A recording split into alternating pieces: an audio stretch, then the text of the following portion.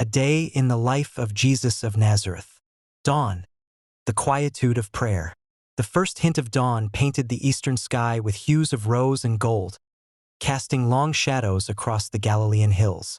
In a secluded spot, perhaps a rocky outcrop overlooking the Sea of Galilee, Jesus of Nazareth was already awake, deep in prayer. The cool morning air carried the scent of dew-kissed earth and distant olive groves.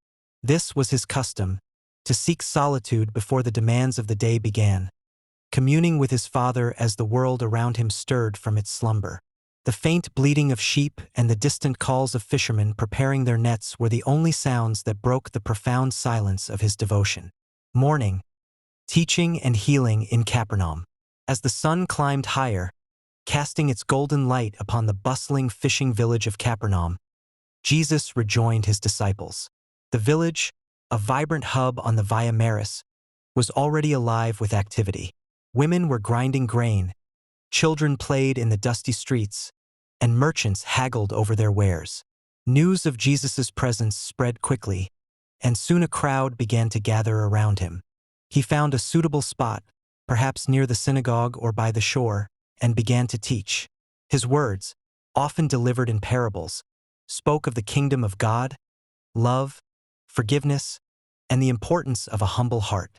The people listened intently, captivated by his authority and wisdom, so different from the scribes and Pharisees.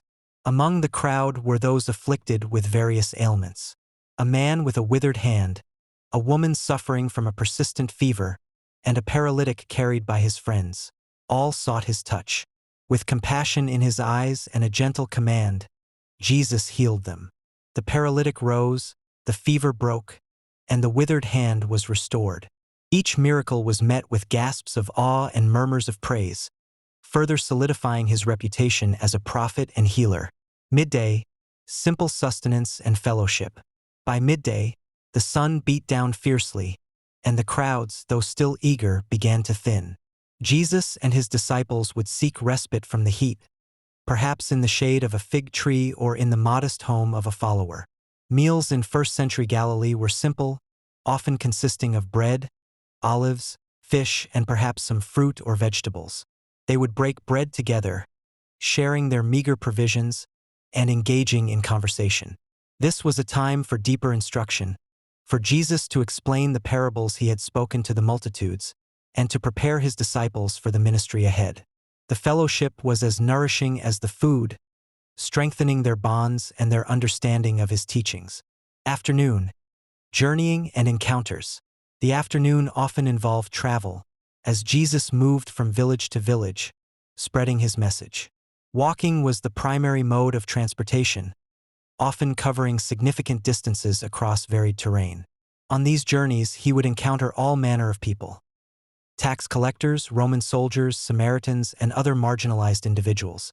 He would stop to speak with them, offering words of comfort, challenging their preconceptions, and extending an invitation to a new way of life.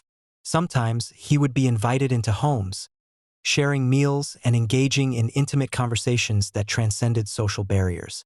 These encounters were central to his ministry, demonstrating his inclusive love and challenging the rigid social norms of the time. Evening.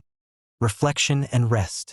As evening approached, casting long, purple shadows over the landscape, Jesus and his disciples would seek a place to rest.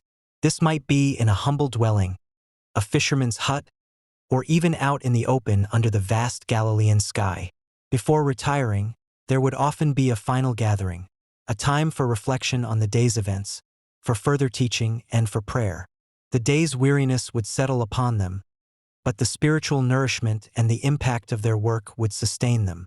Jesus, ever the shepherd, would ensure his flock was cared for before he, too, found a moment of quiet contemplation, preparing his spirit for the challenges and opportunities of the new day.